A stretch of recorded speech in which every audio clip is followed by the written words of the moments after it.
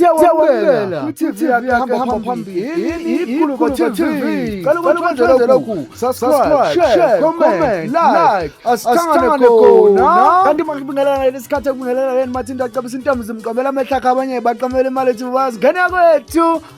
Basala bemangela abantu ngemazi kakhe ke le ulinda sibuya laphana ke esho ukuthi cha ngcono kube kudlule ungizwe eMngcwabeni laphana ke bencokola naye ke ungizwe eMngcwabeni uthi umtshele live njengoba ke phinde wakuphinda futhi naseMngcwabeni ukuthi ke ukube uNkulunkulu uyanikezana ithuba lokukhetha ukuthi imuphi umuntu okumele ahambe la kweMngcwabeni cha bona bebezokhetha omunye wamachunu waziwa ngongezwe eMngcwabeni laphana ngaphandle komoshela isikhathi sakhe angifake nango le nto sibuya ngingachazi kakhulu.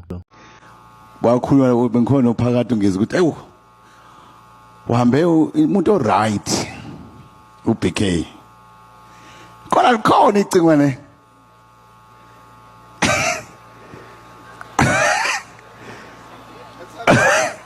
sakhona lona uthi kumina angizwa ithi mina ngoba umuntu ohlanya mhlambe kube nje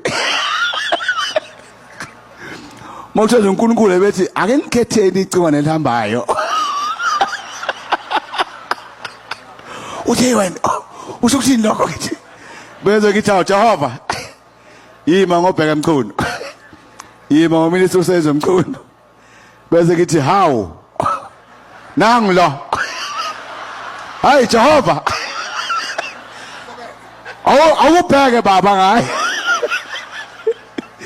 Sikhuluma nje eminister ngoba amahlaya asuke evele khona nangale bo baba sibheka ukuthi hawu usidemeza ibambeleni yenkonzo manje wangena wathi ba ukhololo ngathi utshathu uyasondela namona kodwa hey bonanga utshathu sephuma umaskana nanga utshathu na iverse nanga umakorinte nanga amakorinte hey bo makorinte